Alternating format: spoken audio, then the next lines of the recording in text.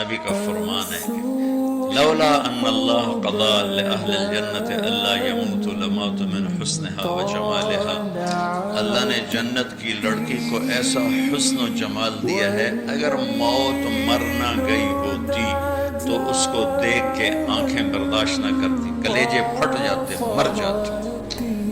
تو یہاں کی عورتوں کے لیے بھی بشارت ہے کہ ایمان والی نیک صالح پاک دامن عورت جنت کی اس حور سے 70,000 گنا زیادہ خوبصورت ہوگی۔ 70,000 گنا کا مطلب ہوتا ہے لا محدود۔ ایک دفعہ حضرت ام سلمہ نے پوچھا یا رسول اللہ، نساء الدنیا افضل ام نساء الجنہ، دنیا کی عورتیں افضل ہیں یا جنت کی عورتیں؟ آپ نے فرمایا بل نساء الدنیا، ام سلمہ دنیا کی عورت۔ تو انہوں نے کہا یا رسول اللہ وہ کیسے؟ یعنی ہم تو مٹی سے بنی ہیں اور گندگیوں میں بھری ہیں، اور وہ تو مشک عنبر زعفران کافور سے بنی ہیں، پاک پاکیزہ ہیں۔